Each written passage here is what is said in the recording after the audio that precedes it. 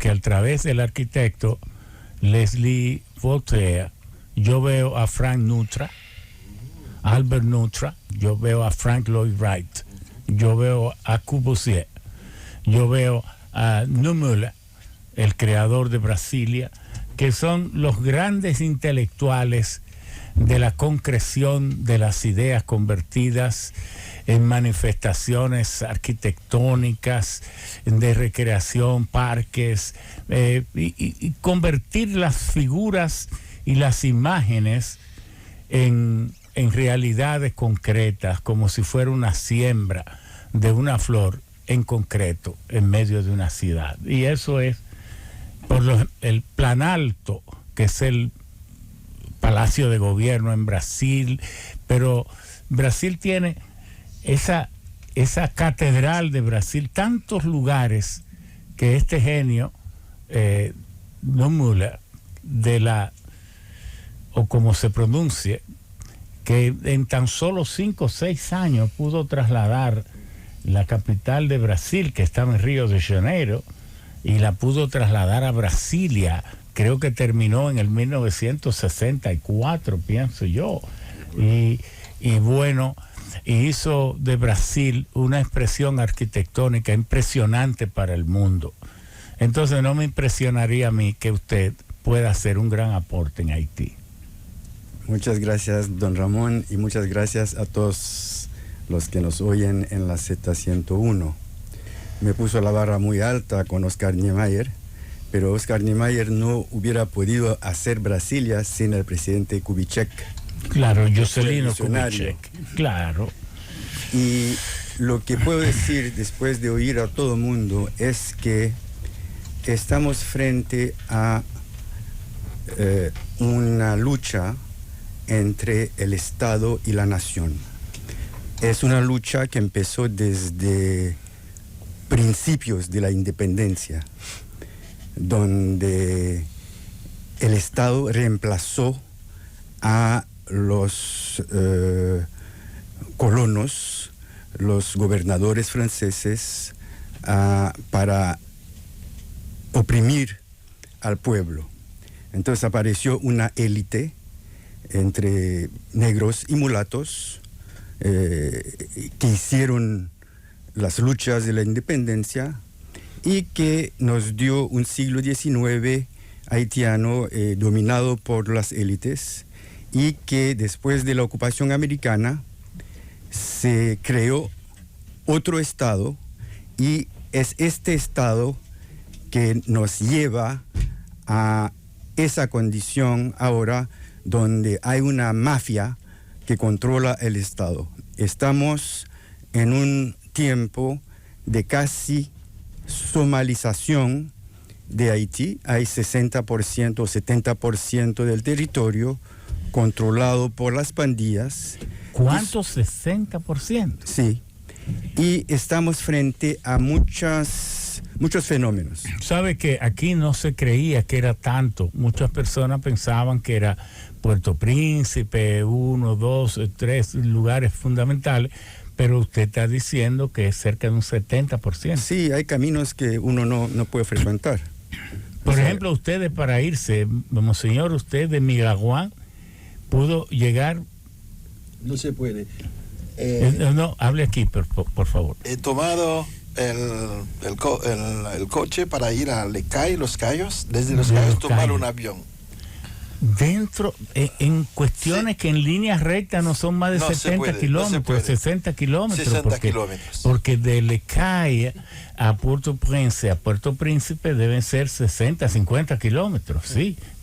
Bueno, sigue. Sí, lo que estamos viendo es un Estado delincuente apoyado por la comunidad internacional, porque la comunidad internacional no es que son indiferentes, no tienen amigos, o sea, tienen intereses, y no han visto intereses financieros o monetarios. No hay petróleo, todavía no hay minas que están explotados, o sea, no hay...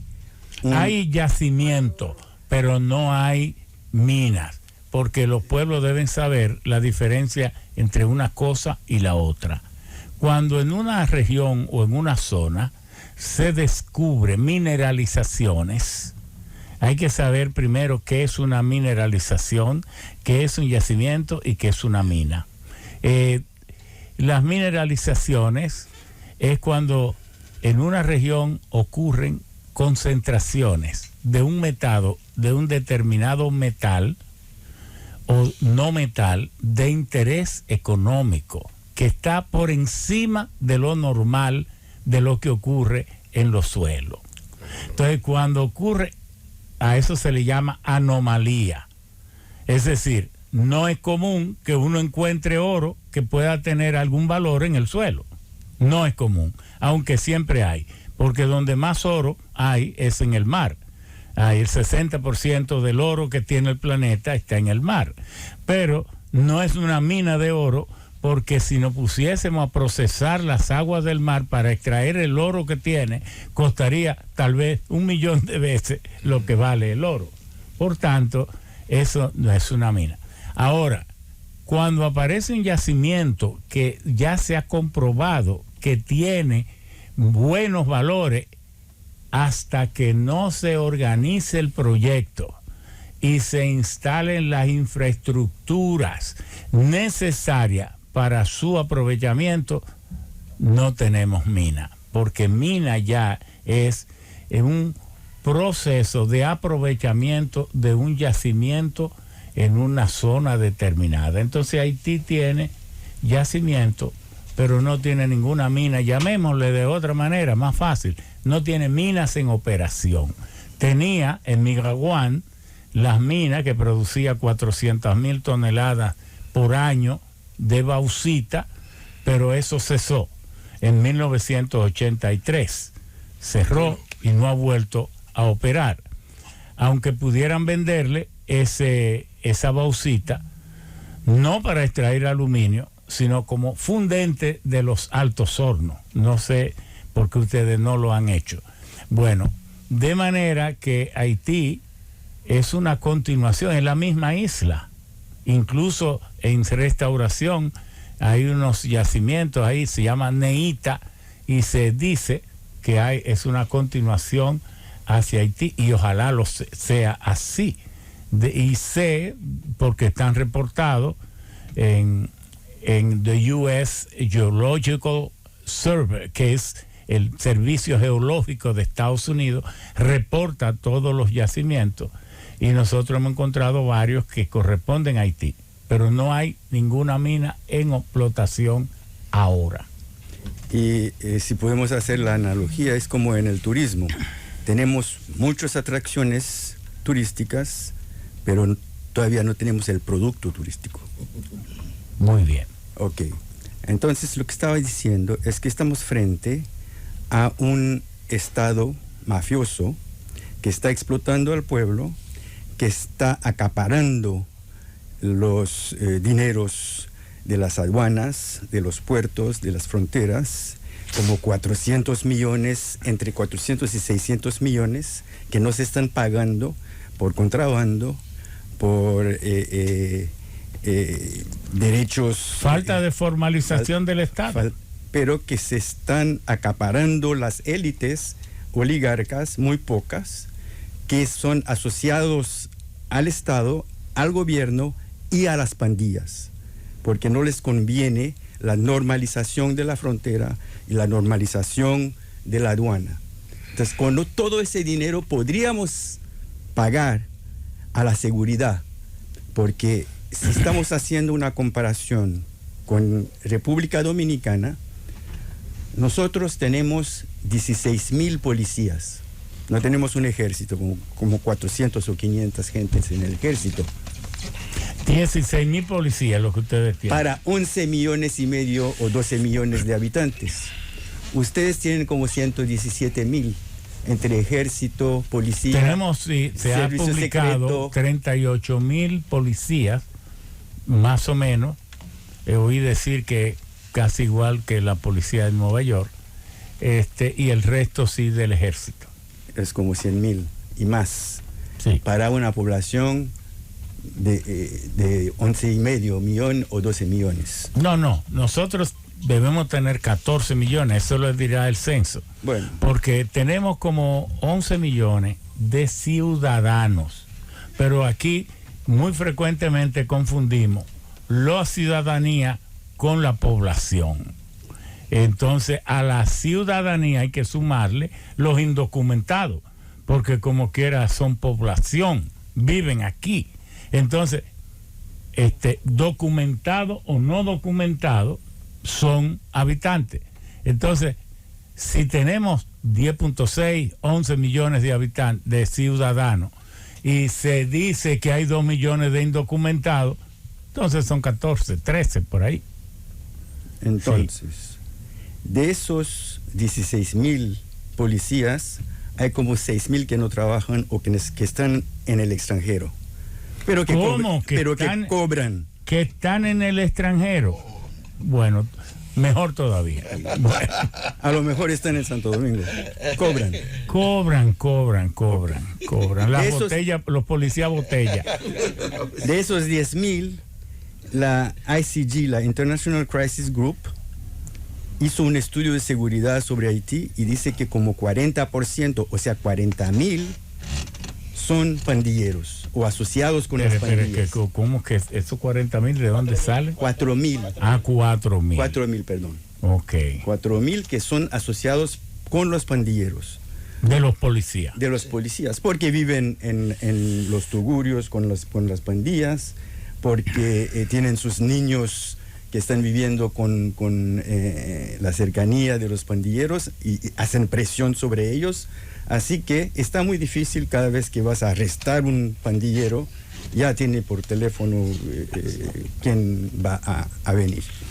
O sea, es un dato. Yo creo que hay que poner más policías. O sea, la cantidad no es suficiente para 11 millones y medio de habitantes. Pero una pregunta, señor arquitecto Voltaire. Como usted tiene el apellido de uno de los genios del mundo, Voltaire, ¿quién va a poner el gobierno que haga eso? Porque a todo esto tenemos que hacer esa pregunta. Sí. ¿Cómo vamos a instalar un gobierno creíble que pueda hacer lo mínimo que hay que hacer en Haití? Ok. Desde el año pasado, o sea, en enero 21, vimos que el mandato de Jovenel Moïse, el expresidente asesinado, iba a terminarse el 7 de febrero 21.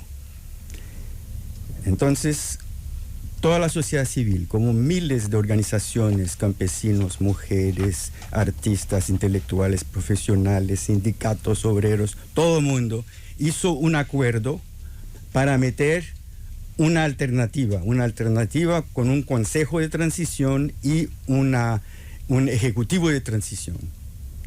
La OEA y la comunidad internacional dijeron que no va a ser el 7 de febrero 21, va a ser el 7 de febrero 22. Entonces, durante todo ese tiempo nos organizamos en todo el país, poniendo a gente junto, y logramos hacer un acuerdo, el acuerdo de Montana, que dice, ok, vamos a tener como programa meter un ejecutivo, un consejo de transición que va a controlar lo que está haciendo el ejecutivo, y vamos a hacer una conferencia nacional entre todos los sectores que pesan en la sociedad para lograr hacer una constitución o reformar nuestra constitución para llegar a un plan, una visión nacional sobre 25 o 30 años y para tener un país normal y un Estado que respeta los derechos humanos y un Estado que ya va a reconciliarse con la nación, porque siempre ha habido una especie de política de contención contra los campesinos, contra los obreros, contra las masas populares.